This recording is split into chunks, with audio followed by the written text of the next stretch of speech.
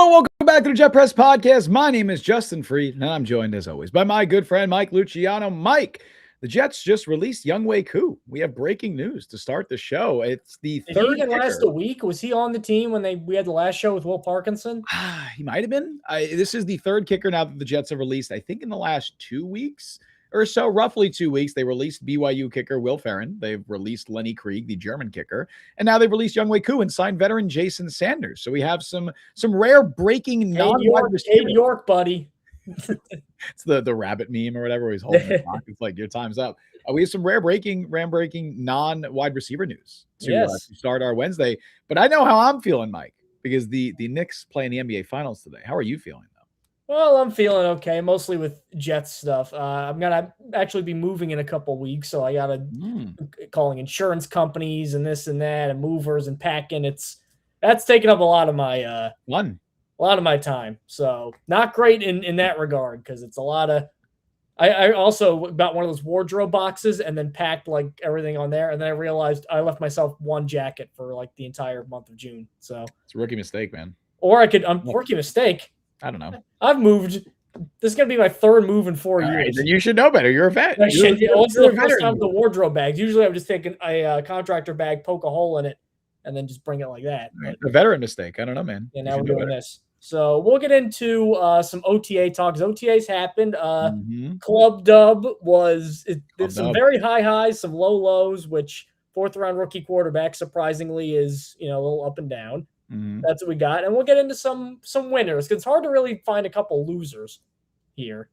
So in the first couple days of OTAs, there's been 2 open media OTA practices, so there's not exactly too much to go off of. But exactly, but we'll talk about that. We'll also welcome Connor Long. I'm sure you guys are aware who Connor Long is. He'll be on for the second half of the show. You know where to find us: Apple, Google, Spotify, where guys are get your podcast. We are there, and on YouTube to support the show. All you gotta do is like the stream and subscribe and. That'll pump up the numbers. That'll pump up the algorithm. That'll pump up pretty much everything if you just keep engaging and using the chat, because Algo likes engaged chat. So, and I'm excited, Mike, because when we have Connor joining us later, we are likely going to do. I know we've had a couple of immaculate grids recently. We have a new little game that we're going to play. For those familiar with Sporkle, it's like this online quiz trivia creation thing. I made a Jets Sporkle quiz, and I'm excited to see Mike and Connor. They're going to be working together. I guess it's not going to be a competition, but I'm excited. I don't think they're going to get 100%. I don't think they'll get it. We'll see.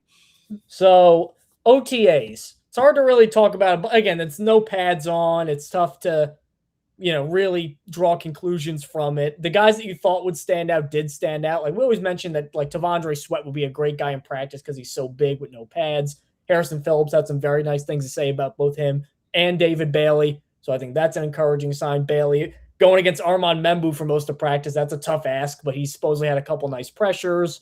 So good things you want to see from him.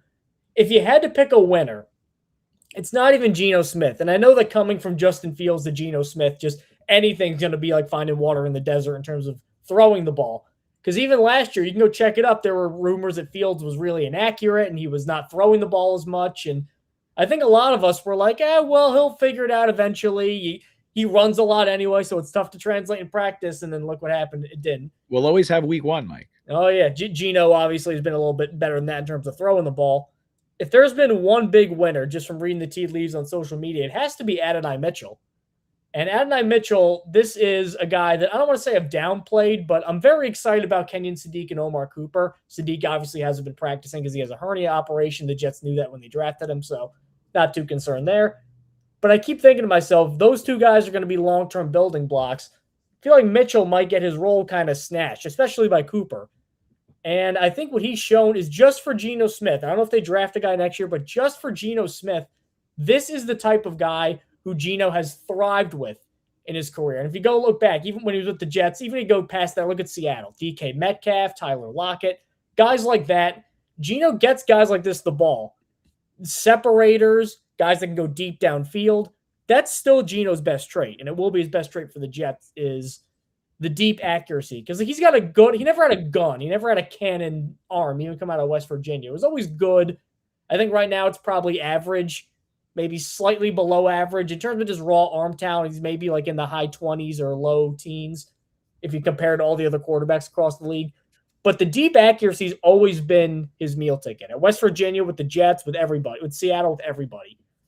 And probably the best vertical threat the Jets have on the roster now is Adonai Mitchell. I mean, we love Garrett Wilson, and he can go downfield, but he's at his best kind of working the intermediate because he's such a good separator underneath. And he's not like this big physical jump ball guy because he's a little frail. I don't want to say frail, a little skinny. Yeah. And then Cooper, again, another guy who's best with the ball in his hand. Same with Sadiq. Mitchell is the go and get it vertical guy. And Geno likes that. And honestly, Frank Reich, going back to Philly and Indianapolis, he likes guys like that. So if this is a preview of what's to come, I think that Adonai Mitchell is going to be not only a big part of this offense, but if he clicks, because he hasn't clicked yet. And you saw flashes of it last year. It was, again, really hard to evaluate because he was getting open and guys weren't throwing to him outside of that Falcons game where he went crazy. If he plays like this in the regular season with Omar Cooper, if he's that good, those are your top three, man, it would be any Geno Smith problems are going to look even worse because he would have no excuse. He's going to have good pass catchers. It's fun that we've seen a lot of stuff coming out of OTAs over the last few days. It's like, oh, the Geno Smith, Adonai Mitchell connection. Because I actually made a video about this a couple weeks ago, maybe now, a week and a half ago, in the ongoing Camp Countdown series I'm doing on TikTok and YouTube, and making articles about it on the Jet Press as well, where I kind of talked about how Adonai Mitchell and Geno Smith are like a match made in football heaven. Like, this is, I'm not shocked at all to hear that the connection is already impressing in early spring practices, because like you mentioned, Mike, Geno Smith has one of the prettiest deep balls in the NFL. And even last year when he was struggling, I'm going to pull up these numbers here, and I hope that my screen doesn't start freezing and stuff because I have another tab open here. But I was doing the research for that video, and from 2022 to 2024, which was, Geno's, weird to say that that's his prime because he was like already in his low to mid 30s, but that was his prime. Mario Davis may be in his prime in his 30s too. So that's very true. 37 or whatever he is now. He was like the fifth best linebacker in the league for PFF last year. So wild. From 2022 to 2024, Geno Smith was PFF's highest graded deep passer on throws of 20 yards or more in the entire NFL. From 2022 to 2024, over those 3 seasons, do you know what his PFF passing grades were on passes of 20 yards or more? 99.3, 95.6, and 95.1. He led the NFL 2 of those 3 years. I believe the only year he didn't lead it, Tom Brady was the only quarterback that had a higher PFF passing grade. I was going to say, who was number 2? I believe Brady had him beat one of those years. In 2022 alone, he completed, I think it was like 49% of passes that were 20 or more yards down the field. That's crazy. Ridiculous. Some quarterbacks are in the 20s. Yeah, that's absurd. And even last year, when everything went to shit for him, and he was not, obviously he was awful last year. He was still at his best when he was throwing down the field. His highest, they just didn't have the O-line to facilitate throwing down the field because he was getting killed. His highest PFF passing grade as far as depth, whether it's intermediate, whatever they define as intermediate or short or screen, he had a highest PFF grade on deep passes, on passes of 20 yards or more. In fact, he had 9 big-time throws and 5 turnover-worthy plays on 20-yard passes. On every other throw that wasn't a 20-yard pass or 20 or more yards, he had just 5 big-time throws compared to 9 and 14 turnover-worthy plays, which that part was crazy to me, because you would assume that a guy taking that many chances down the field is going to just be turning it over more when he's throwing it downfield. He only had 5 turnover-worthy plays on passes of 20 yards or more, 14 elsewhere. The turnover-worthy plays with him come because he's always had decent touch because he doesn't have the arm. I think I can, like what happened with DeMario Davis here. Oh, I can float it over that linebacker, and then the linebacker picks it off. That's where he gets into trouble. And there are a couple, F it JSN's down there somewhere, and he chucks it into double cover. Like that happens too. F it Adonai Mitchell's down there, I don't know if he's in that. I don't know if he's in Emerald City route artist territory yet. But we'll see what the chemistry is like at the end of the spring. Yeah. Really quick though, before we go on there, you want to go and talk about some of the big trades that happened this week, because one of them directly impacts the Jets. I think 2 of them actually do. 2 of them do. One of them is just they don't have to play Myles Garrett. I think the other sneaky impact of the Myles Garrett trade, if you want to start with that one, is the Browns now have 2 first-round picks in 2027, which, one of them is likely going to be a late first-round pick because the Rams are probably going to be a very good team this year. But that's more ammunition for them to potentially trade up and get their quarterback. And now the Jets and Browns are the only 2 teams with multiple first-round picks in 2027. So I just think that probably impacts them more than, they're not going to play him in week 5, whatever. It's honestly sneakily an important game because they have a NFC North gauntlet right before that of the Lions. And Jared Verse is still pretty good, but he is. But you go Packers Lions on the road. Poor guy, man. Jeez. And then you get the Bears, which if you're losing all three of those games, regardless of what happens in Tennessee, that Browns game feels like a must win. But either way, I think long term it impacts them more so because 2027 now the Browns have more ammunition to potentially move up for a quarterback. Austrian Jet fan coup released. We discussed that at the top of the show, and Brian Sternbeck checked Geno's splits last season indoors versus outdoors. Do I dare do this? And is he better indoors? I'm gonna look it up, but it's gonna overheat my laptop because I need to get a new laptop, bro. But we found something whenever Justin clicks into another tab.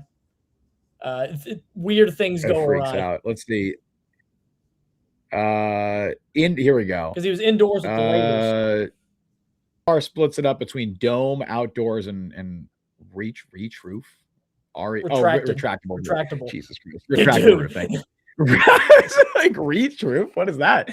They should. It's all one word here. Okay. Retreat is that's not a word. No. RET. Outdoors was better. Brian says.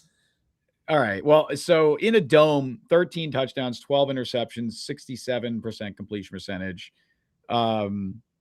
Outdoors was better, 4 touchdowns, 2 interceptions. Small sample size, only 4 games. He also beat the Patriots in New England, which he did go 1-3 as a starter. And obviously, one good game could skew that. But yeah, I would say it was average yards per attempt went way up. 5 yards per attempt average in a dome, 8.1 outdoors. Now that's again only a smaller sample size. It's half as many games. But Austrian Jet fan with 10 gifted memberships. Austrian Jet fan.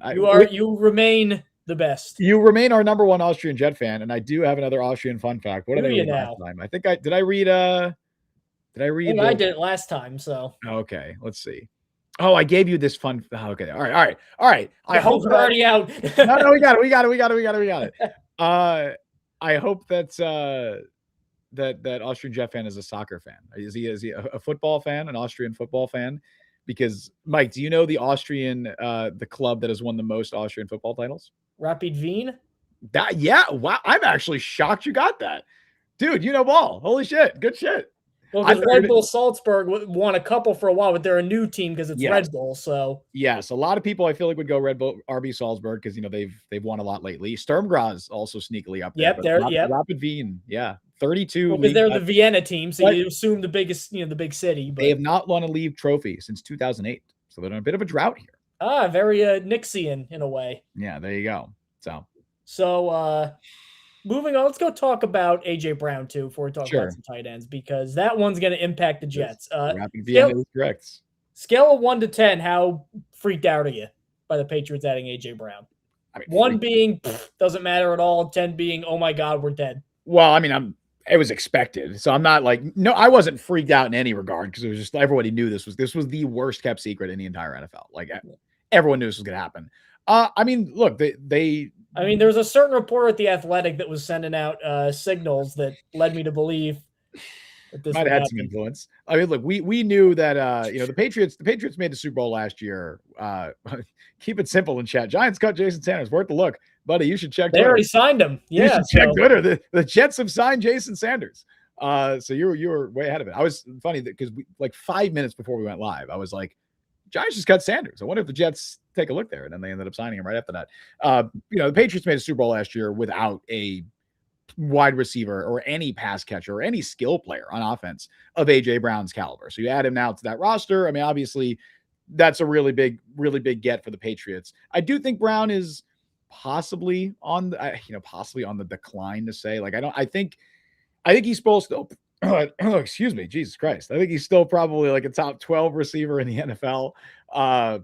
I don't know. He's an amazing player. I think he fits well as a May go ball guy. Instead of Keyshawn Booty, now you get him. Yes, now you have him there. I'm interested to see how this goes for the next few years with the Patriots. I feel like this is a situation where if the Patriots kind of take a step back that a lot of people expect them to this year and they start struggling a bit and, maybe they don't miss the playoffs or maybe they win 10 games and then lose in the wild card round. I wonder what AJ Brown's going to, what his reaction is going to be. Keep it simple saying AJ Even Brown if they're winning. I saw a thing. I don't know how true this is. Not how true this is, but I don't know if the numbers are correct. I think when he requested a trade, which was week 4, by the way, after winning a Super Bowl, right, The Eagles were 4-0, and he had won 22 of his last 25 games. Listen, we With know the Eagles, he went 55-15. ridiculous. And he wasn't happy. AJ Brown is notoriously best friends with Elijah Moore. Do we remember Elijah Moore's trade request and when that came with the Jets? Clearly, I don't think winning is what satiates both of those guys. Like they want the ball, right? So maybe if the Patriots win 4 games, but AJ Brown is 1,700 yards, he's not going to care. Like he might just be one of those guys. Did you see that he posted? He's like, "Oh, it's me as in a Patriots jersey as a kid." Oh, it was AI. AI. It was totally it was AI. Yes, I did see that. And he's what like, was the comment I saw was like, if you put his brain in a cat, it would moo. Jesus Christ. That's just I don't want to be. I like the creativity. That is a good tweet. Yeah. Look, obviously it makes the Patriots a lot better. And it's going to be a tough cover for Brandon Stephens and Nashawn Wright cornerback 2, Nashawn Wright. Let's talk about that too. Cornerback 2, Nashawn Wright, D'Angelo Pons, if he ends up getting matched on AJ Brown. But what are your thoughts on kind of how the cornerback room? Because apparently Stephens has been great, but look, we don't know exactly how much people are rotating in. It seems like Deshaun Wright is going to start the year over Azareye'h Thomas. Yeah, that's one of the takeaways coming out of OTAs. Again, it's important not to read too much into this stuff, but we can take away something like this, which is Deshaun Wright has been working with the starting defense over Azareye'h Thomas, which I'm not shocked by that. I remember having conversations about this, saying that I don't like even back in January or February. I'm like, I don't think Azareye'h Thomas should be someone penciled in as a starter going into 2026. That doesn't mean there's not something there with him, but he played 12 games last year. I think only like 8 of them he actually played defensive snaps. I don't think he was particularly impressive when he was out there. I know he was like awful, egregious, all right, terrible. He was perfectly fine, I guess. But the lack of deep speed is concerning, and that was a concern coming out of FSU as well. I certainly don't think he's done anything to warrant being a starter going into 2026. And Deshaun Wright is coming off a year where, he made the Pro Bowl. You could argue the merits of how much that means in 2026, but he did make a Pro Bowl, 5 interceptions, 2 takeaways, 2 forced fumbles, which, the Jets had, of course, 0 interceptions and 4 takeaways total as a team. He has infinitely more if we're going on math. And he has nearly double the amount of takeaways if you include forced fumbles as well in there. So, I guess I don't know if maybe fumble recovery would count for him, but either way, he fits what the Jets obviously needed in the back end of this defense, which is a playmaker. And guys like that are always a bit more volatile year over year. So I think that's why the Jets were able to get him for, I believe it was 1 year, $3.5 million. That could rise up to 5.5. Like 5 or something. I think max can be 5.5. I think it was like base salary 3.5. He did give up 8 touchdowns last year too, right? And I believe he's just such a cavalier style with him, which. Yep. I don't think that's how Aaron Glenn wants to play, but I think he's like, look, we need like turnover guys. And I guess maybe he's thinking after you get Minkah Fitzpatrick, that now gives them the ability to get a Nashawn Wright because you have somebody that can kind of clean up for him and give him like if they had 2 Nashawn Wrights or if they had him and then their safety room last year of Cisco and whoever, then I'd be a little more concerned because that seems just very like you can get behind him and there's going to be not a lot of protection there. Minkah, I think, gives him a little bit of protection with this. Or you could be Trayvon Diggs and just have that 1 year and be cooked. We don't know that, but they're not committed to him for more than a year. So Right last year, 7 touchdowns, PFF, 7 touchdowns allowed, 53 catches allowed for 725 yards, also had 7 penalties against him and a 63.4 PFF coverage grade, which, by the way, that does take into account interceptions. So not great, right? It's clearly a high upside, low floor type of corner, which, it's like a Marcus Peters type. Like there's been a lot of those guys. Brandon, obviously he's not as good as Peters was a Pro Bowler, but I'm just saying that archetype of cornerback of Marcus Peters was great. Remember that one time a fan was heckling him and when he was at the Rams, he just goes right up next to him. He's like, hey. I was going to say, do you remember when he played the Jets, when he was still on the Chiefs and he threw the flag into the stands? You remember that?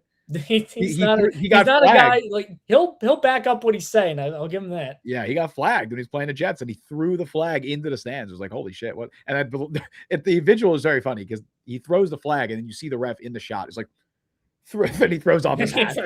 I'll throw this one. It's like a clown. Right. They keep pulling the thing out of there. Right, it's like throw my hat into the crowd. He just keeps getting more flags. Yeah, keep it simple. Would you say AZ Thomas is a high end backup? We don't know. I don't know what AZ Thomas is. AZ Thomas has played like 7 or 8 actual NFL games at cornerback, and I wouldn't say he looked particularly good in those games. There's a chance that he is. There's a chance he's still a long-term starter. We're going to see. I think he's an important player to watch this summer, but especially if he's not starting the year as a starter, I don't know. He's going to be their dime corner probably if he's not their number two. Wouldn't Brownlee be the dime? Maybe. There's a chance he is. I think Pons is probably going to be your starting nickel, but I also would like to see them give him some chances on the outside, and I think they will. They just kind of need the help more in the nickel right now because you got Wright and Thomas battling for the outside. Or Minka could just be the nickel, and then there's even less of a chance that he plays. Or Minka could be the nickel. It's a very crowded defensive back room right now. What if they convert him to safety? AZ Thomas, honestly, I've seen that thrown out there. I don't think it'd be the worst idea. Just because of the deep speed is definitely a concern with him. That mitigates that a bit if you're playing him at safety. Tackles, big guy. Yeah. I think his run defense grade was awful last year. I don't know how much you're going to take that. Florida State, he tackled well. Yeah. Well, I don't think the tackle. I think it was PFF just hated his run defense, which doesn't necessarily mean yes. Oh no, he had never mind. He missed. That's great. He missed 22% of his tackle attempts last year. Sorry, Thomas. So who knows? Yeah. I mean, again, small sample size here. We're going off a small sample size, but he's a physical guy. We know that. Let's talk tight ends because this room, for the first time in forever, the Jets have an embarrassment of riches at tight end. Weird to say. Years of we should take a tight end. We should take a tight end. Tyler Warren, Brock Bowers, all these guys. Years of Kellen Davis and Brandon Bostic and Jeff Cumberland. I was going to say Cumberland, but I don't want to disrespect Jeff Cumberland. He was Justin's frankly irresponsible takes on Tyler Conklin. Okay, hey, Tyler Conklin was a solid NFL starter who I may have been a little too bullish on, but Tyler Conklin was the best Jets tight end since Dustin Keller. Which is so sad. It doesn't say much, but he 100% was better than CJ Uzomah. We know a couple guys who are fans of this team. Go look up what Chargers fans had to say about Tyler Conklin. They hated him. They hated Tyler Conklin. Not very positive. Is he even still with them? I think he's a free agent. No, he signed with another team, I believe. Really? Wow. I think so. He's not with them anymore. Yeah, he's always with the Lions. You know what? Yeah, he's a Michigan guy. That makes a lot of sense. Yeah, but he's going to be – is he the 2 behind Laporta? Our lads, help me out. No, well, they have Brock Wright, so take your pick. What an inspiring competition that'll be. But anyway. Those are both Lions-type tight ends, though. Sadiq obviously starting a little farther behind than people thought he would because of the hernia. But again, the Jets knew that when they took him, so they were probably expecting that. The thing about Sadiq, I find this kind of funny, is you hear all this well, Frank Reich's got to have a plan for him and got to use him, right? Part of me is all right, yeah, that's true. And then part of me is it's not like you got to be a Harvard physicist to figure out how to use this guy. You get him the ball in space, use him on screens, use him over the middle, you move him around. It's not hard, but I feel like we're kind of overdoing. Arvell Reese, you had to at least figure out, all right, where can we play him to maximize him? Sadiq, I don't think is necessarily like that. I really am questioning. Again, I'm not questioning in the immediate, how are they going to use him and Mason Taylor? Because they'll figure out ways. Obviously, as much as we like Omar Cooper, it would be ridiculous, I think, to expect him to immediately be a great wide receiver too, right out of the gate, being picked number 30 overall. And obviously, with Mitchell being as good as he is, that gives you kind of the ability to let Cooper develop a little bit because he was one of their, for lack of a better word, younger guys that they took. Because there was a lot of guys who've started multiple years. Cooper was a year and a half. He was one of the exceptions to that. I say all that to say, using Sadiq and Taylor at the same time, I think it'll work. But man, oh man, if they're struggling early on, in the year, I think that's going to be other than Geno. I think that'll be pain point number 1 on the offense is why did you take this guy? Because I can see a world where in the first 4 games, Sadiq has 7 catches. Yeah. People are oh, what's going on here? I think that, because I always said long-term, I think they'll prioritize Sadiq over Cooper because of the capital invested in him. He was one of the sauce picks. But I think there is a world where Cooper outperforms Sadiq as a rookie. I think there's a world Mason Taylor outperforms Sadiq as a rookie. And I think the heat's going to be on him. And I want Jets fans to kind of steer away from that because I think they took him knowing year 1 might be a little bit of an adjustment period. Yep. Especially for tight ends, you never know. Tight end's a wonky position. Sometimes you get Brock Bowers. Sometimes they take a year. But yeah, so if they struggle early on, number 1's going to be, oh my God, Geno, haha, Jets. And then number 2 is going to be, why'd you take Kenyon Sadiq? Oh yeah, I would put right now the odds of Omar Cooper outproducing Kenyon Sadiq as a rookie at minus 350, even maybe higher than that. I feel very confident that's going to happen. I think Cooper might be the second leading receiver on the team behind Garrett Wilson. Maybe Brees will enter that discussion if they actually get him involved. But I as far as Mason Taylor, Kenyon Sadiq, I don't know. I think what gives you hope, right? Because I've been a little more pessimistic about the pick than I think a lot. Not pessimistic, but less like it's more of like a wait and see approach. Like I need to see this work before I can buy into it. But I think what gives you not pause, but what provides optimism if you are a fan of this pick is that seemingly it was a Frank Reich pick. And if Frank Reich was pounding the table saying we got to get this guy in New York, we got to bring him to Florham Park, and I have a vision for him, I have a plan for him, then I guess you got to believe him, right? If he's the guy that's pushing for, well, now we have no choice. So we have no choice. But if he's the guy that's pushing that hard internally to bring in Kenyon Sadiq, you would assume that he has some sort of a concrete plan for him. I'm imagining that plan, and obviously they're going to move them around. It's not as simple as this, but I'm imagining that plan is going to be something along the lines of Mason Taylor lining up more in line, whereas Kenyon Sadiq is kind of functioning as your big slot. Now, again, you got to get creative for that because I think then Cooper or Mitchell. Right, I think Cooper is going to be in the slot a lot. I think, and I said this, I think at some point on the show, I think there's a chance like a guy like Tim Patrick is a healthy scratch because I just don't think they're going to go 4 wide receiver sets very often. And Patrick, he was like a locker room. Yeah, he doesn't play special teams. I can't imagine they're going to go 4 wide receivers very often. I think they're going to go a lot more 2 tight ends. You might see situations where they have 3 wide receivers and 2 tight ends out there, and their 4th wide out, split out wide is Sadiq. I think they totally could do that. They're going to have to get creative to find ways to get them both the ball. I'm with you though, Mike, in saying that I don't think it'll be fair to judge Kenyon Sadiq after year 1. I think you're looking at like, okay, what's this dude look like in year 3, right? Going into year 3, that's probably when you want to see him like fully break out as like, okay, this dude is now a future, like a not just a building block of the offense, but a featured piece in the offense. I think Mason Taylor's role is going to be a bit more defined. He's somebody that I think they're going to rely on a little bit more, like, over the middle of the field, kind of a chain mover type. I believe he was, when I was doing research for his video, I think he was 2nd in the entire NFL amongst all tight ends in contested catch percentage last year, behind only George Kittle. I think he caught 11.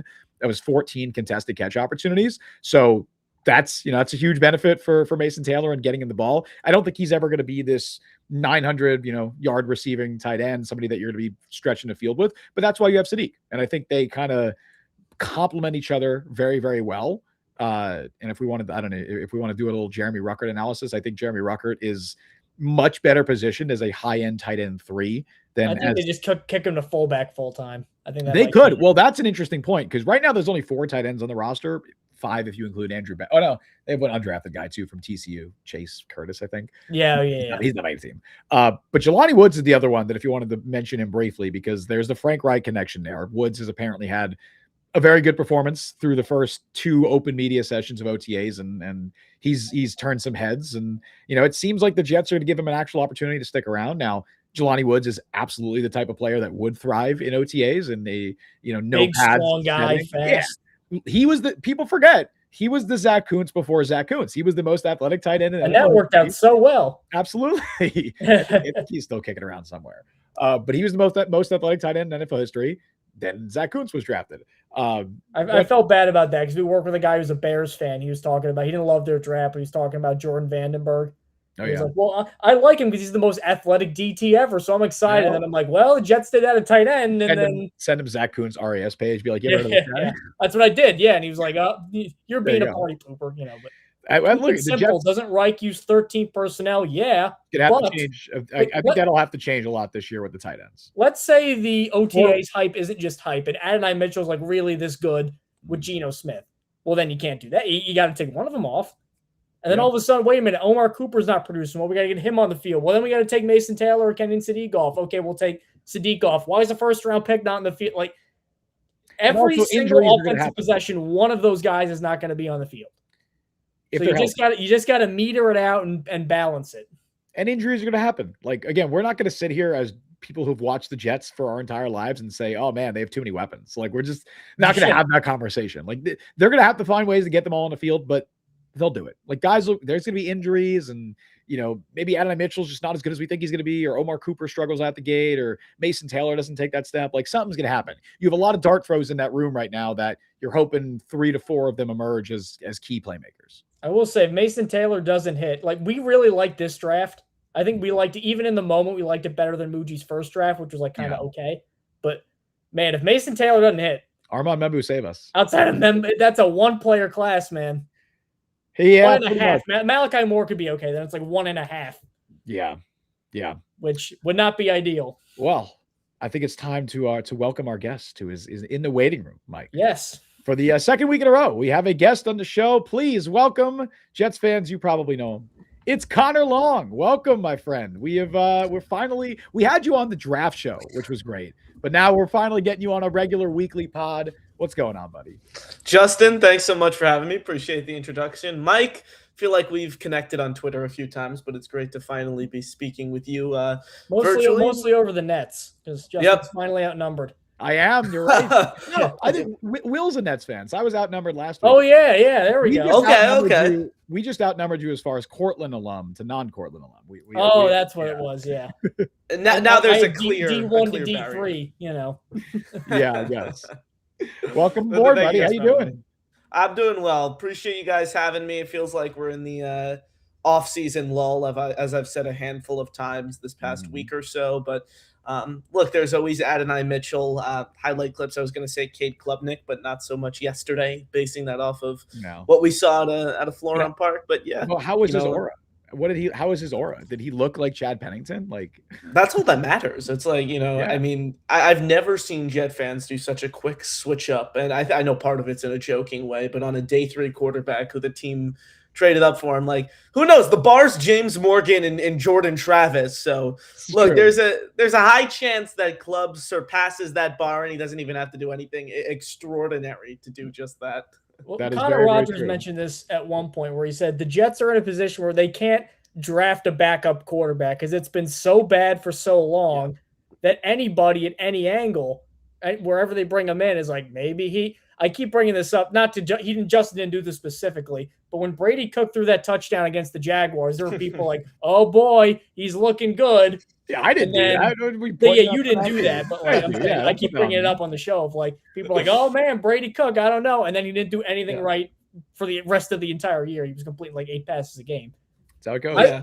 I really think though, and like, how much of this is just because he didn't wear his college number 2? If he wore number 2, coming in a little smaller, up and down last year, best decision he made. Zach Wilson immediately, but he picks 10 and it's Chad Pennington. That has to be part of it. Oh, no, absolutely. And look, again, this is the time of year where we get excited over really meaningless football. Like, nobody's going to care about what the quarterback stats at OTAs once the Jets take the field and, even for the preseason week 1. So, yeah, I think when you talk about what's happening right now, I think a lot of it is look at the guys who were injured last year. How are they looking? Garrett Wilson spoke to reporters last week and he's feeling ready to go. That's a positive. Just overall, you want to come away healthy from these. You don't want any Chuck Clark 2.0 situations. Come away healthy. It pissed me off so badly. Oh, yeah, same. The never gets hurt guy gets hurt immediately. How about Deshaun Wright? 5 interceptions last year in Chicago. His first play with the Jets, he drops a pick. What happened? It's what they do.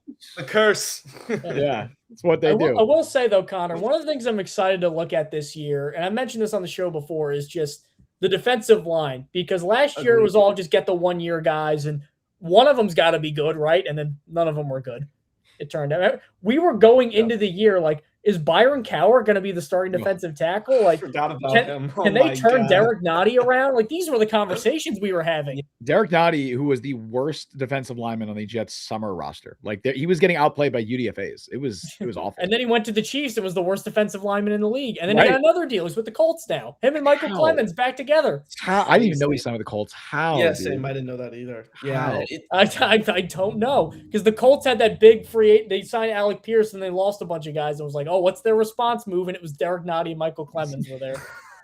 Who were their responses? Do they have a former Jets D-line coach there or something? Like, I would hope that guy's not employed. Oh wait, White Con's with the Titans. So Salah hires the entire team. Yeah, everyone from that staff is with Salah. But I agree with you, Mike. Like, the defensive line is going to be really fun to watch this year. I think a move that's kind of flown under the radar largely because It was right before free agency started, was the Tavondre Sweat trade. Like, I look at Sweat and I just think he's going to be such a good player this season. And, it was one of the best run defenders in football last season, but also the guy could rush the passer too. Look, he's not Quinnen Williams. Nobody's, making that argument, but I think he had an 8.5, 9% pressure rate, I think it was last year. He's competent in that regard. He's going to create havoc on the inside. I like that pairing of him and Jawan Briggs. I'm really looking forward to seeing what that could be. And, when you talk about the rotation now, and I was actually just thinking about this earlier today, this roster, like compared to last year, in every area, they've objectively upgraded every position on this roster.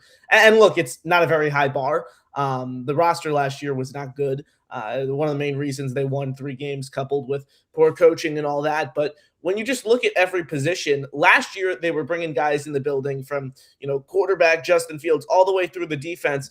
These players who have upside, who have the potential. You saw it with their entire free agency class last offseason, but those guys didn't end up hitting. Now, I really, really like the approach Muji and Glenn have taken to this offseason, getting these young, immediate contributors in the building through the draft and then supporting them with the veterans. Geno Smith, who I think, him getting back to his form with the Seattle Seahawks, I think that's very plausible for a multitude of reasons with this team in 2026. And then even on the defensive side of the ball with Demario Davis, Minkah Fitzpatrick, Sweat, the rise of Jawan Briggs. He graded out as one of the best DTs in football last year for the final 12 weeks. So I'm really looking forward to watching this team this year just because they're so much more established. Like, you have a clear, concrete foundation of who they are. And I'm not going to go out and predict 9 wins this year because they're the Jets and something is always going to come up. But, like, I look at this roster right now and I don't see a 3 to 5 win team. Like, I see a team that, with competent coaching, I mean, it's in the hands of the coaching staff right now in execution. They can win in that 7 to 9 game range. I'd say 9 is about the ceiling. But, even if they could do that, and Geno Smith, is the first competent quarterback we've seen since Ryan Fitzpatrick in a Jets uniform throughout a 17-game sample size, and the rookies are making plays, and the offensive line is continuing to play strong, and they're just like a fun team to watch. We said the same thing last year, but I want it to be 2022 sans the collapse towards the end, obviously. Just fun football. You're in every game. You're not getting blown out. Little better quarterback play, which is, the most likely possible with Geno this year. So I just want a fun, competitive season where, Aaron Glenn shows, I can be the guy. I want to turn it around here. And I know a lot of people are down on Glenn, myself included, after last year, but I've seen maturity from him overall as a coach, whether it's his answers in the media, him taking over the defensive play calling, the way he's built out this roster. Don't necessarily agree with the Frank Reich hire, but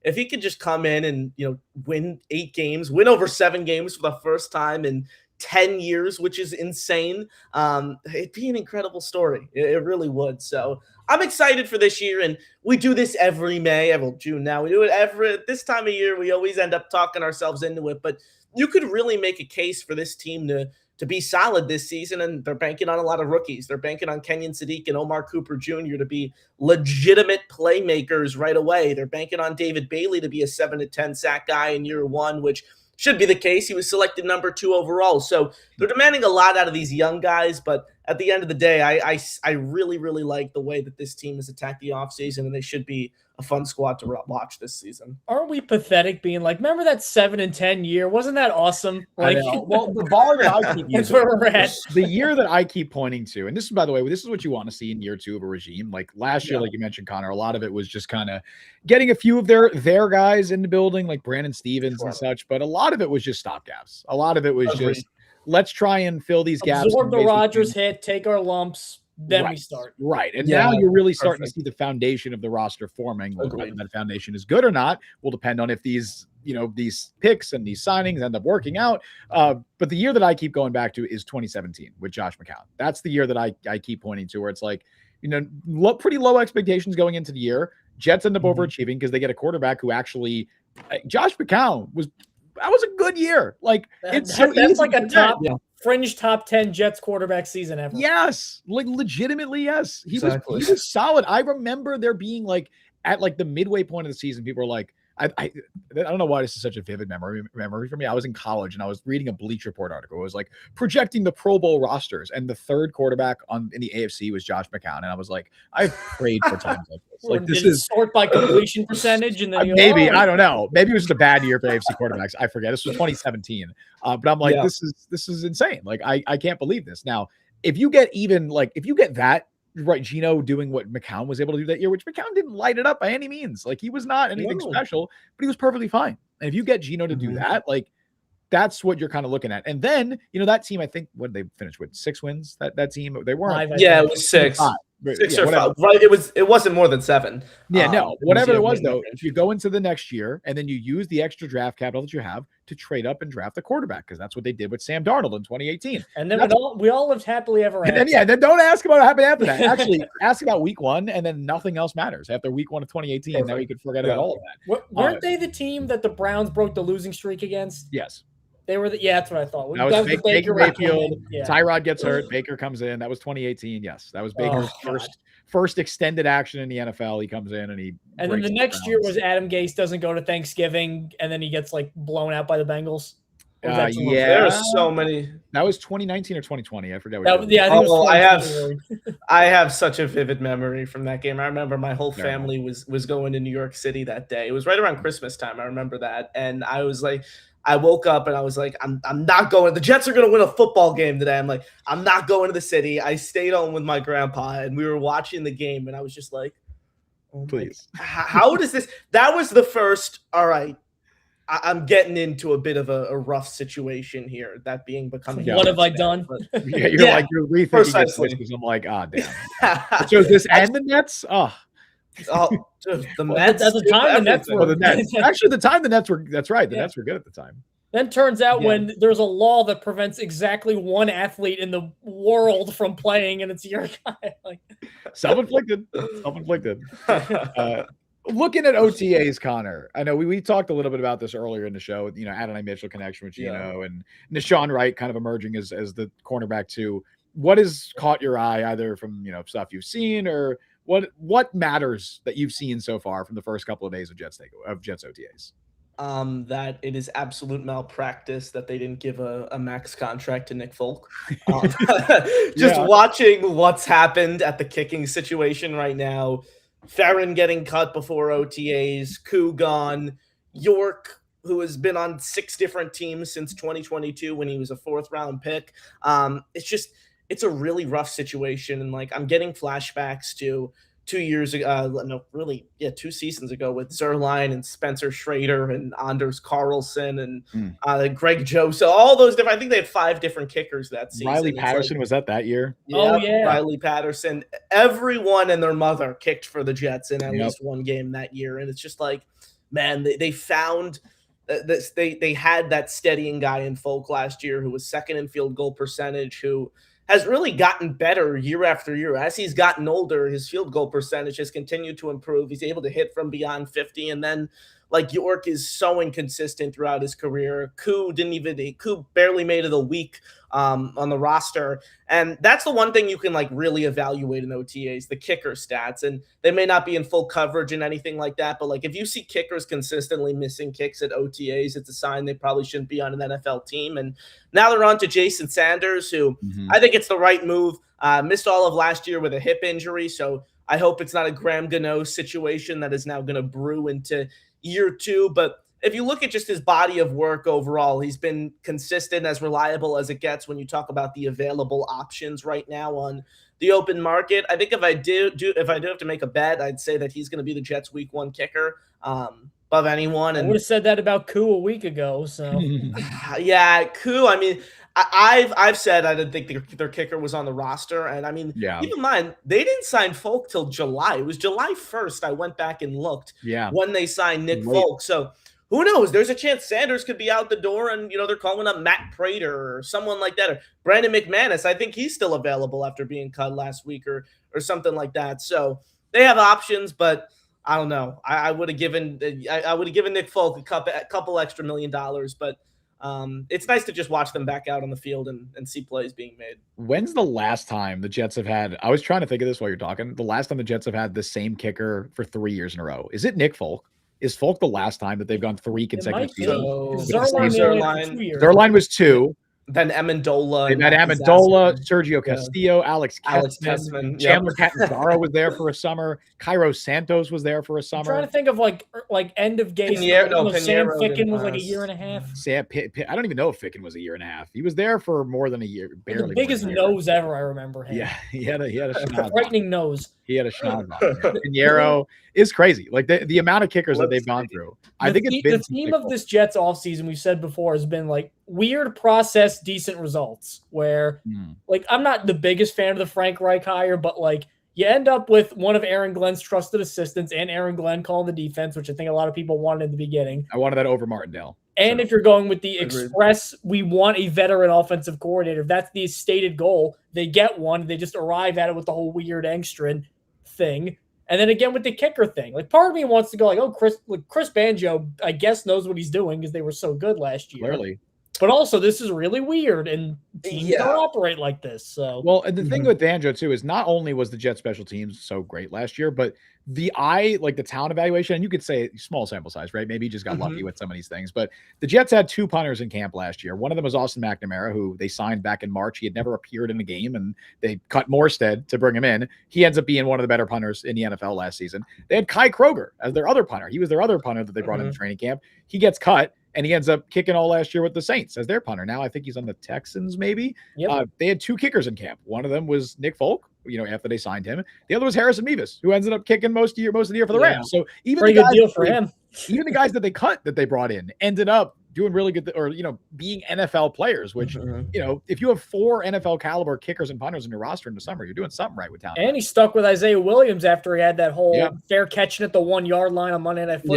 Yeah, and the fumble, all that. I'll say this about special teams. I actually wrote about this, I think a week or so ago it was. If you look at the teams who have ranked among the best in the league in special teams DVOA, PFF, special teams grade, like everything you could evaluate that unit on, they fall off after one season. And I think the biggest thing there is, 2 different things. Number one, the amount of roster turnover. When you look at the best special teams units in all of football, they are 11 guys who are fringe roster players who just happen to excel at just that. So they're not really sustained year after year. But if you look at the Jets' top contributors, the guys who are coming back, McCrary Ball, Beck, Davis, Michael Walker, Rucker, not Kobe King anymore, but Thomas Hennessy most likely, Qantas Stiggers, Dean Clark, Kiko Mauinoa. Those are the guys who rated, I think, in the top 10 to 12 in PFF special teams grade last year. They're all coming back. But then the other element of it is luck. Like there are just a lot of luck plays on special teams, like you alluded to earlier on, Justin, and it's going to put Chris Banjo to the test to see what he's able to do. There's not much, not as many schematics to it as offensive or defensive.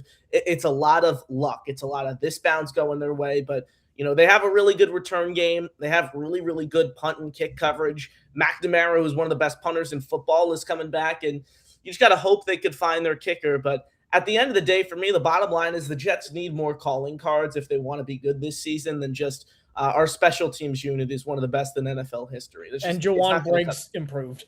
Yeah, exactly. Jawan Briggs is in the top right of all those charts you see. It's like, oh, this guy must be pretty good. It's like, the Jets must have won more than 3 games. Well, no. I don't know. Before we get to our final segment, I want to ask you one quick question, which I forgot you got to ask Will about this last week. But looking at this Jets roster, we talked about how improved they are in so many different areas.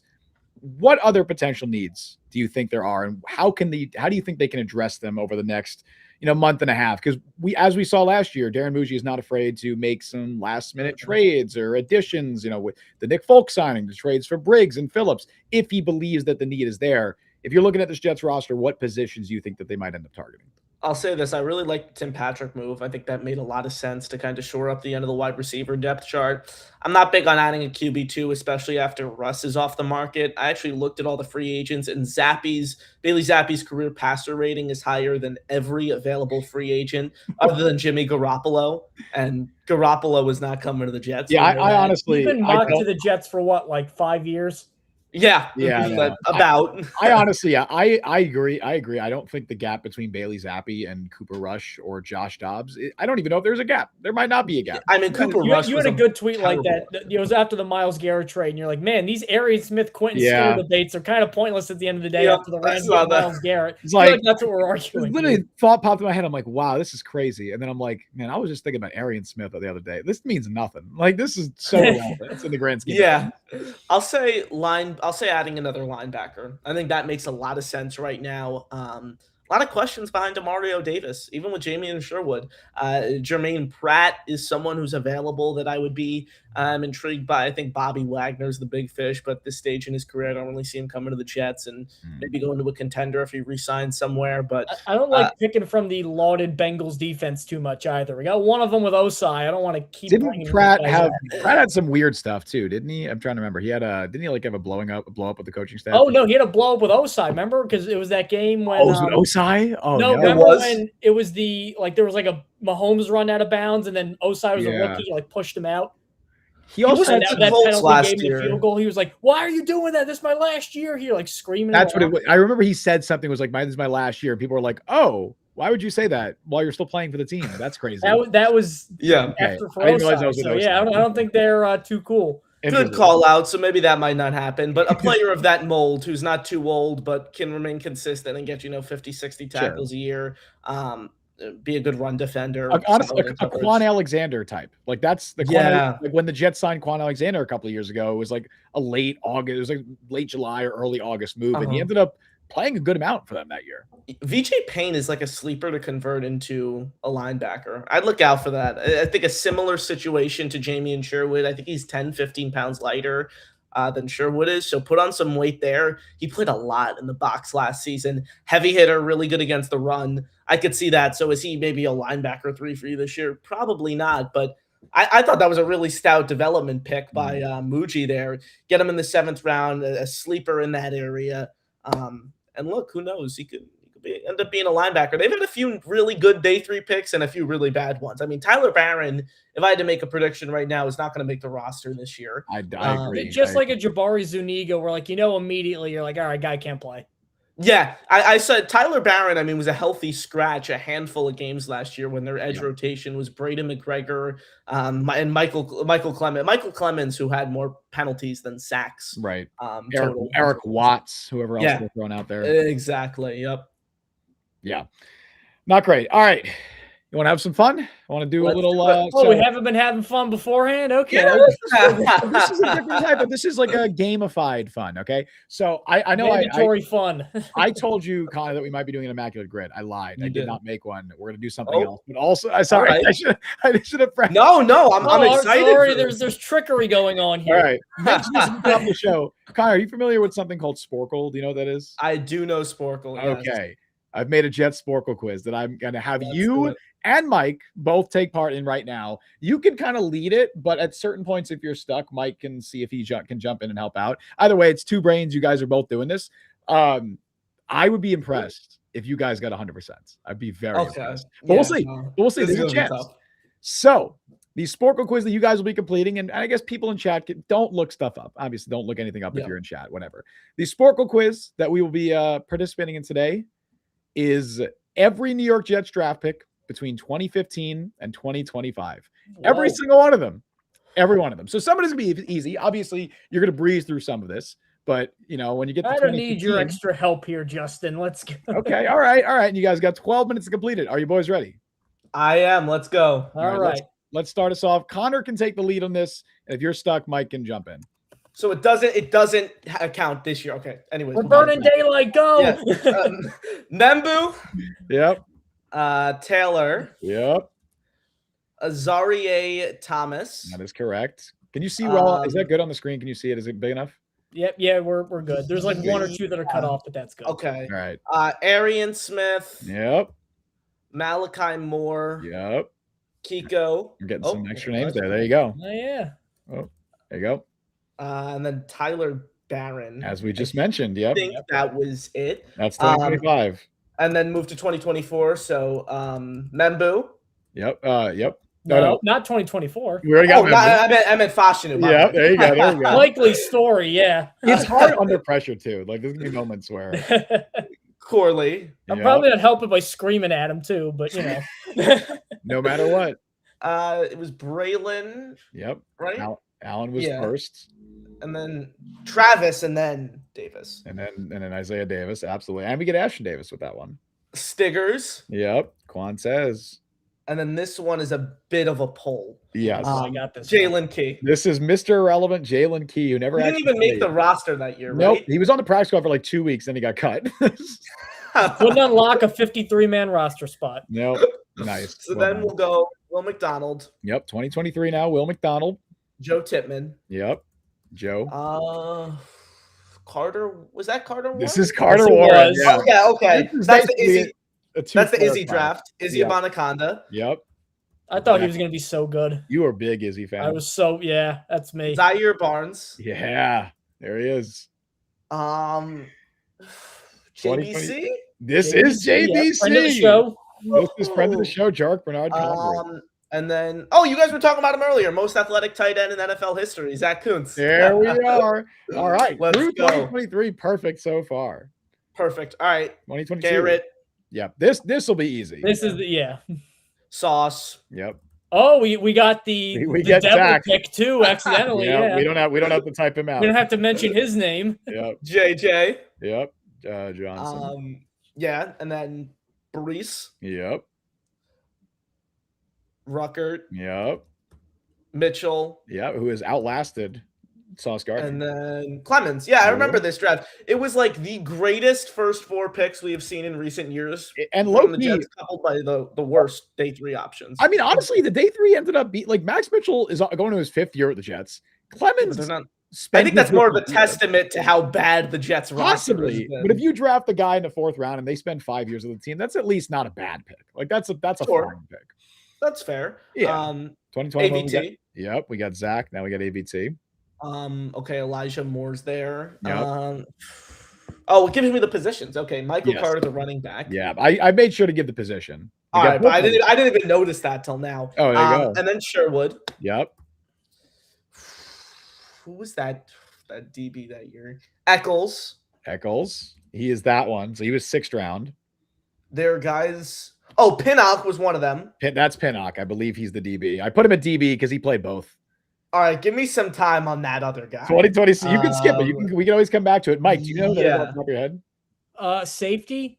Was it Hamza? This is not Hamza Nasruddin.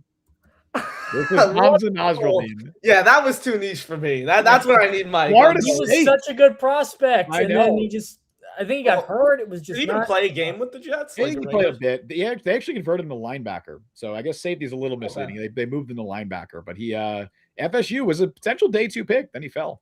Was this Jonathan Marshall, the other one? This is Jonathan Marshall. Oh my God, there we go. What a shout out! Where'd he go to school again? Arkansas. Yeah, Arkansas. Becton. Yep. There we go. 2020 now. Did you say it? Mims. Oh yes. This is the COVID drafts. Oh, the bad salmon got him. And here we go. Okay. Ashton Davis is there. Jabari Zuniga. Yep. Now it goes off the rails. P. Ryan, James Morgan. Yeah, what a trio of picks that is. This was all in like 10 picks, by the way, in a 10-pick span. Jeez, man. Yeah, and then Cameron Clark, who didn't play a game. Yep. You're getting. I don't know if you guys would have gotten Jeremy Clark, so it's good. Definitely good that you got that there. Yeah. Wasn't the nickname Bones? I know Bones Highland. I don't know. Wasn't he Bones, or was the other cornerback? Oh no, that's the other corner. That's the other corner. That's this Jones? guy. That's Derek Jones. If we're gonna skip ahead, Bones, obviously, yeah. Yes. That's all right. Duh. And then Braden Mann. Hunter. Then Quinnen. Yep, this is Quinnen Williams. We also got. I know Chuma Adoga was that draft, but I don't know the 2nd rounder. I'm gonna be honest there. It's a 3rd round pick, defensive end. We're on D end. Oh, Ja'Kai Polite. This is Ja'Kai Polite. Yes. And then I remember these guys: Bless Austin. Yep. Trayvon Wesco. Yeah, Wesco's a good pull. Did he ever do anything? He ended up playing, I think, for the Bears. Bears, yeah, Bears. And then Blake Cashman. Yes, who he's done quite Pretty a few good things. player. Yeah. Not with the Jets, Yeah. obviously, but you know. All right. On the Oh no, of course not, Mike. What are you? That's a given. 2018. The Sammy D. This is Sammy D. Nathan Shepard. Nathan Shepard. God. I would call him the. I think it's HERD. Yeah. There it is. How would you? I would call him the Max Mitchell of his draft class. Lasted 5 years with the Jets. Was never good, but was there. Didn't he have like insane college tape though? Wasn't that? Well, like, he was like Fort Hays State, middle of nowhere. Yeah. And he was just like a 20 sack a year guy or so. Just guys who were driving forklifts and delivering mail and firefighters just bowling them over. He went to school. Oh, he was from Canada. That's right. He's from Ontario. Went to school at Fort Hays State. Chris Herndon. This is Chris Herndon, who there was a moment. He had a moment. Rookie year, he was good. The Jets. Joe Benigno's favorite player. The Jets have also waived Daquan Felton, by the way, so short-lived appearance for him. Another former Giant. Grand closing. All right. Corner. 2018. Okay. 3 6th-round picks in 2018. How well do you guys remember that? Oh, come on. One of the Can we bounce around for a little bit just to get ones we know? What was that, Connor? Did you say something? One of the Fatu Kasis for the DT. Yes, Foley Fatukasi, of course. The other two, actually, Cannon. The corner, Trenton Cannon. Oh, that's a great poll. Out of there Virginia, I believe he went to Virginia State, which is also D2. The corner, actually, believe it or not, is unbelievably still in the NFL. I don't know. Oh, Perry. This is. Thank you, Perry Nickerson. There you go. Wouldn't have had a clue. Shout out the Green Wave. And then Jamal. Yep, this is back-to-back safeties. Marcus May. Of course. Who's that wide receiver? They're two back-to-back. What'd you say, Mike? Ardarius. Yep, Ardarius. And who's the other guy? White guy. Yep, white guy is correct. Is that not his real legal name? The guy from I'll try it. Cal. He went to Cal. I go to Cal. Oh my God. White guy. There you go. Chad Hansen. Yeah, I tried white the guy. Assist there. Unfortunately, it didn't accept white guy. God damn it! What if that just took off like 30 guys? I could have. So I was the one who programmed that. So in theory, I could have programmed. You put in white guy and black guy, and it gets like all the answers. Gets all the wow. All that's left is Elijah Tucker. All right, tight end 2017. Now we're getting this interesting. 2017. There's a couple of polls here. Yeah, I was about to say Herndon, but we got him the year before. We got Herndon already. This guy did not do much of anything in the NFL. Went to a big school though. Big school. Oh, Jordan Leggett. This is Jordan Leggett. Clemson. He was supposed to be great, and then like a big, nice receiving tight end. DE. This is just edge player. Think of it as edge for 2017. Oh, this is the most sober man in America, Dylan Donahue. Yes, it is. I only remember somebody saying that they were going to get Dylan Donahue drunk, and that's forever I remember. Yeah, because he's driving the wrong way in the Lincoln Tunnel. Yeah, I was going to say, don't Google Dylan Donahue Lincoln Tunnel. He's like one of those like weightlifter influencer guys now. Makes sense. All right, 2017 running back. This guy had a year with the Jets where he was decent notable. He actually did some stuff with the Jets. Later played for the Chiefs briefly. Ooh, Elijah McGuire. This is Elijah McGuire. There we go. And then Elijah McGuire. Chiefs is what got me. Louisiana Lafayette, I believe. Yep. And then Darren Lee. Yep. Oh, boy. The 2016 draft. Oh boy. Hackenberg. Oh, what a duo to start. Yep. Yeah, you're telling me. Jeez. Jenkins. Hackenberg not looking so bad in retrospect. Yeah, I guess. Brandon Shell for the offensive lineman, and then it has to be Lachlan Edwards for the punter. This is Lachlan Edwards, the Aussie icon. I remember in that range. The corner ended up playing decently for other teams that were not the Jets. Didn't do shit with the Jets. Oh no. Oh, Justin Burris. Yeah, I know, Mike. You know this guy, Justin Burris. NC State played safety for a few years with not the Jets.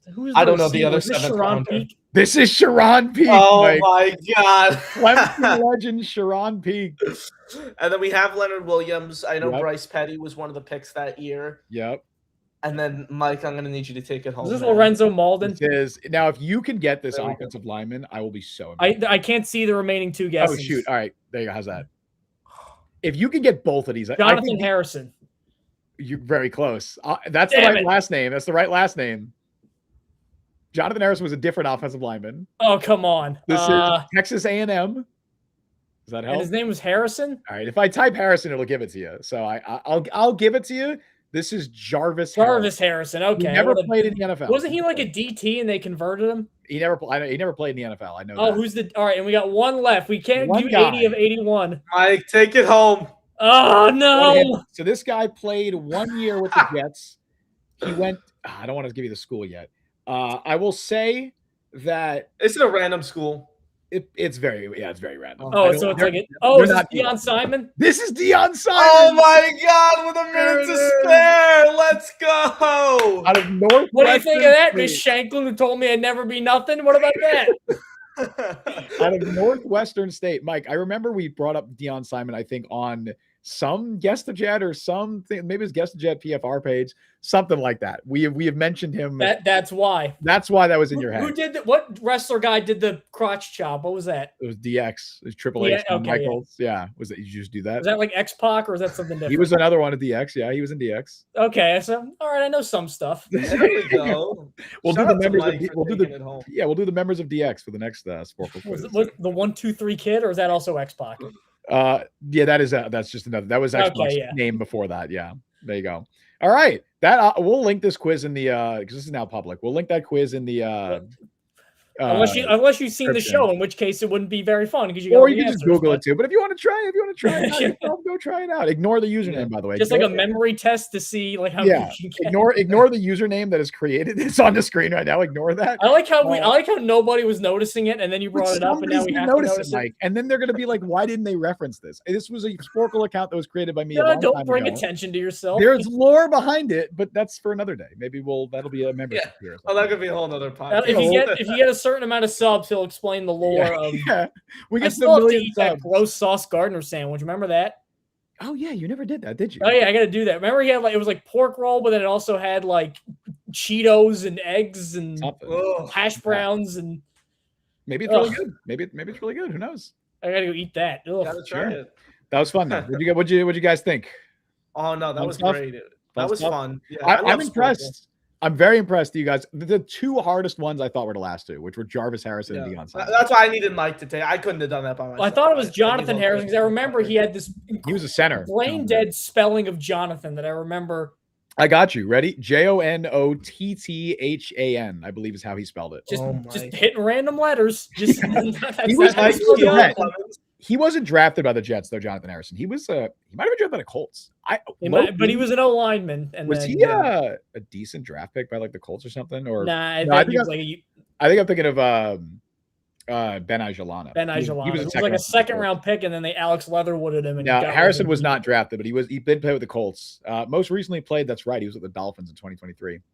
Yeah, I was 4 when these draft picks were being made. I 3 actually. You were 4 when the legend Jarvis Harrison entered the NFL and did not proceeded to never play in an NFL game. What year? What year was 20? What year did Josh Rosen come out? Was that 2018? I think 2018. That was the first year I started like doing scouting reports and evaluation. That was the first year. I mean, that's like my first vivid Jets memory. I watched them for I think 17 and 16, but that was my first like vivid memory. I remember the Jets. I was like coming downstairs to start watching Sam Darnold's debut, and my dad just yells up to me. He's like, he just threw a pick six, his first NFL passing attempt.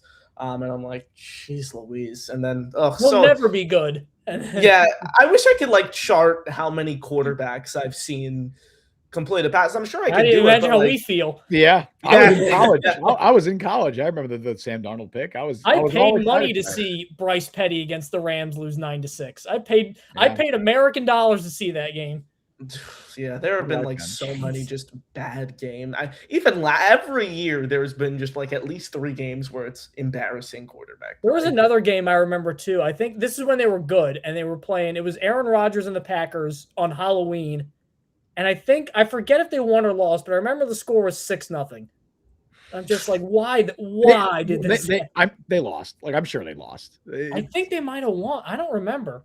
No way. I don't think I've ever seen the Jets win one of those games. I don't know if I've seen the Jets win a game. Is that What's that? What's a win? A win? What is that? I think you're bullshitting me. Okay, yeah, they lost that game. Yeah, but it was 2010, so that was the year they were good. Wait, 2010? All right, can I guess? Yeah. Look at the box score. I want to. They were 5-1 to start that game. Wait, I want to guess some box score stuff. So Sancho's the leading passer, leading rusher. 2010. Thomas Jones was gone by 2010, right? So this is going to be Sean Green was the leading rusher. LT. It was one of the two. That was Green's really good year, though. Sanchez 16 of 38, 256, 2 picks, no touchdowns. Leading receiver, we're going to say Holmes. Nope, Kotchery. All right. 13 targets, 4 catches. Leading tackler, David Harris. Yes. Bart Scott second, Jim Leonard third. Okay. Who they played the Packers? Can I guess the Packers one? So Rodgers leading passer was the leading rusher. Ryan Rodgers only. This is how good that Rex defense was. Aaron Rodgers at prime Aaron Rodgers-ness, 15 of 34, 170, no touchdowns. Yeah. Was the hold on? I want to guess some stuff for the Packers. Leading rusher, was it Ryan Grant? No, you'll never get this one. I won't. Brandon Jackson. Oh, I was not going to get that. You're right. Yeah. Ryan Grant was around that time though. Leading receiver. God, 2 guesses. Jordy Nelson. Wrong. The other one. All right. Donald Driver, was he still there in 2010? Oh, Greg Jennings. Okay. Driver was gone by 2010, right? Running with a broken leg. Yeah. A leading tackler, I'm probably not going to get. Desmond Bishop. No, I wasn't going to get that. No. Nick Collins was second, and Clay Matthews up there. And the kicker for the Jets would have been Folk. The kicker for the Packers. Remember Frank Zombo? Oh my God.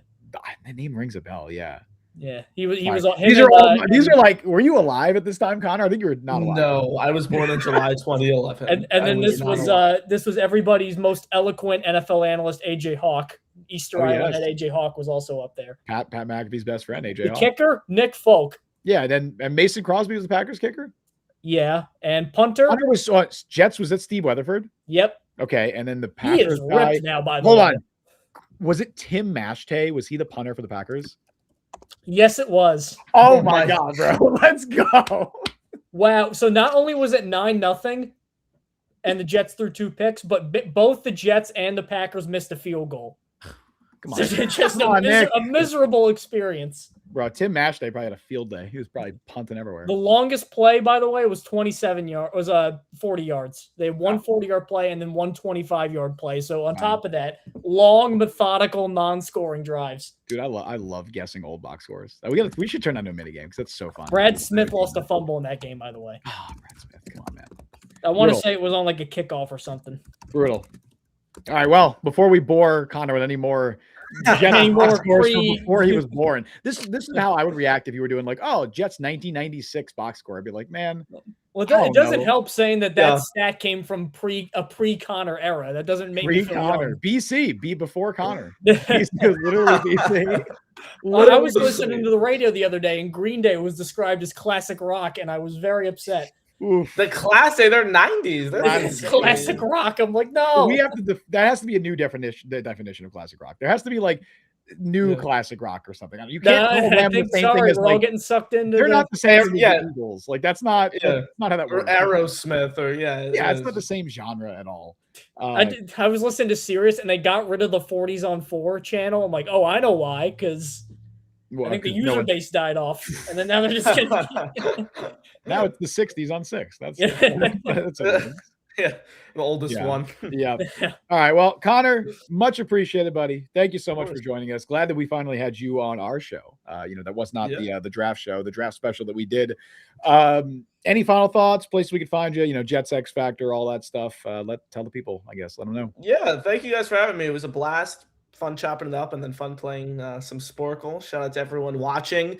Follow me on Twitter at Connor_long15. Read my work every day. Jets X Factor, NY Flight Jets Talk, YouTube. Got pods going over there. So it's a fun time of year. Not really news-wise, but to just be overly optimistic and say that the Jets are going to make the playoffs. So it's always fun this time of year for conversations like that. But nevertheless, it was a blast. Thank you guys for having me, and I'm sure we'll talk soon. Absolutely, buddy. A good time of year to play Sporkle quizzes.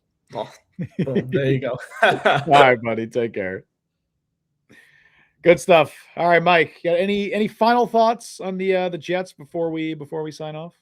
We should make that a segment. Just like, here's the shitty Jets game. Oh, I would love that. Discuss. You don't know how much I'd love that. I pull up a random like Bryce Petty start and be like, all Yeah. right, who caught passes in this game? Jeremy Curley, maybe. Was he still there in 2015 or whatever? He was. He was. Bryce Petty was after that, but 2016 Petty was rookie year, so 20. Do you remember? I think he played the Dolphins one game, and then he just.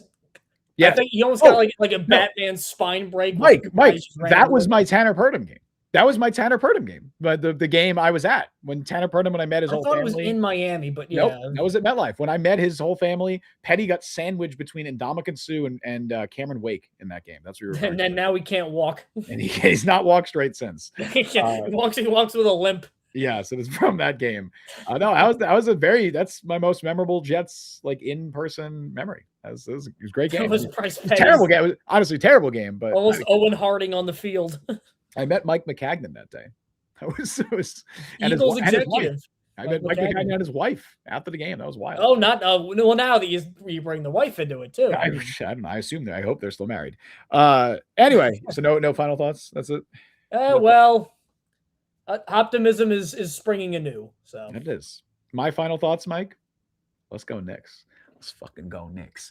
Nixon. I can't say Nixon 4. I'm not gonna do that. But I want to see. I'm so nervous, dude. It's like all I've thought about. Nah, I think the Knicks will win. 80. Really? Because you were so down on them. Well, I just think the Spurs. I'm just down on the Spurs. I just think like oh boy. Sorry, but I was overwhelmed by thinking about the Knicks. Like the Spurs have the best player in the series, but I think the Knicks have like 2 through 5. So yeah, I agree with that. Wemby is or maybe 2 through 4. I don't want to be too hard on Fox, but yeah. Yeah, I would say the ranking how I would do it would be Wemby, Brunson, Cat, OG. Then I think it's a coin flip between Bridges and Fox, depending on how healthy Fox is. I'll probably take Fox, but like in a vacuum, yes, it's Fox. Bridges has been better in the postseason. I think Spurs are a year like Wemby's 21. I think they're like a year away. Maybe. Like I think 2 years from now they'll get back, and then Wemby will be super destructor level. Which I think the Knicks match up extremely well with the Spurs. I'm glad they're playing San Antonio. I'd feel more down on them if they were playing the Thunder, just because. Well, also the Spurs beat the Thunder, so then there you go. Yeah, I know, but I think the Spurs are not an easier match. I think the Thunder are a harder matchup for the Knicks. Is how I'd phrase it, just for them specifically. But Wemby could just go ballistic, and then all this is for right. If Wemby has the game where he just puts up 40 and 20, you're probably not winning. And blocking 8 shots and stuff. If he does that 4 times, then what are you gonna do? You throw your hands up and say, "Well, we tried." It's like when the Nets got to the finals against the first time when it was Shaq, Kobe, Lakers. It's like, okay, just they couldn't do anything with Shaq. And then they actually went to 6 with the Spurs, because I know people have done the comparisons of like the Nets won 10 playoff games in a row in 03 when they went, and then they now played the Knicks won 11. So no more comparing. The Knicks won 11. So no more comparisons. I said the Knicks won 11 in a row. Well, they won. I think it was like 4-2 and then 4-0 and 4-0 in a row, and then Tim Duncan had like a quadruple double in one game, I think, and just obliterated them, which nothing you could do. Richard Jefferson was their number 2 player. That's right.